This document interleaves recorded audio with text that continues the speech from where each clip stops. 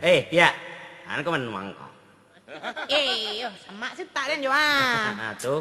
Yo ah, lagi ha, sama suta ko ha. Batakot taki lo aja. Adi melah. Takut taki dia ni. Ambo ka takut taki ka supaya. Lah. Takut kaki den, den. Jom lah. Lagu irama tadi padang pasir.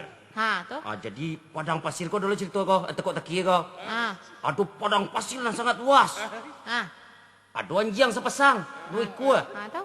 Anjing jantan si kue betino si kue. Dilapehlah di padang pasir yang sangat luas tadi. Ayo, mana mati duluan? Kemarin tahu dan mabuk. Ya jawab lah mana mati? Betino bukan mati, pun jantan. Jantan lah. Jantan. Alasannya? Kemarin tahu. Iya betul. Tapi ada alasannya pihak untuk kuah. Tahu. Dilapen di padang pasir yang sangat luas. Di padang kalau yang betino kok pipis, kamu onggoh aja.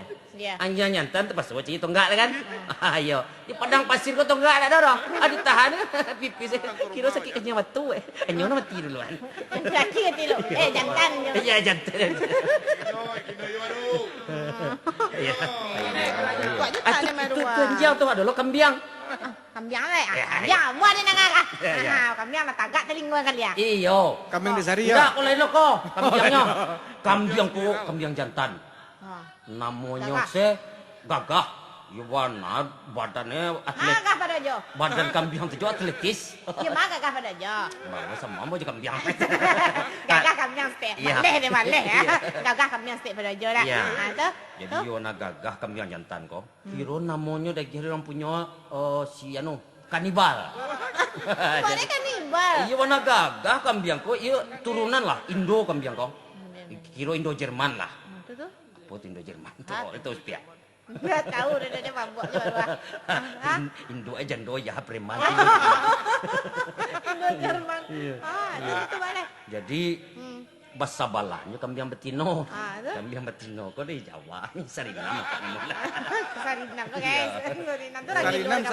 Sarinam sembarang lah. Jadi bahasa bala lah kandang si kanibal tadi jo Sarinam kok. Sarinam kan betino kok. Sarinam dah. Itu dari Jawa tuh kalau Sarinam dari kampung awak ya. Sudah tuh dirayu lah si kanibal tadi kok di Sarinam. Udah kanibal. Aman deh, lo kambing masih bagaimana kebuat loncong si Sarinam tadi. Jadi iyo tergoda lah si kanibal tadi. Anak kecil Sarinam tadi. Udah kanibal gitu. Jadi pembatih kandang awak keren dah. Kandang beteh kok. Ya beteh. Iya melompek silah dah kanibal ke kandang mbok. Iya. Itulah kalau maklum pacar. Iya maklum saya sepial saluang saya nyampe itu. Kambing lama pacar jadi itu. habis miang ni bagi sia habis gali ya yo terayu tergoda lah si kanibal tadi kau. Kanibal pula nak tergoda. Iyo digagai pembetih kandang tadi kau. Tahu. Ya teh pembetih kandang tadi kau do kawe.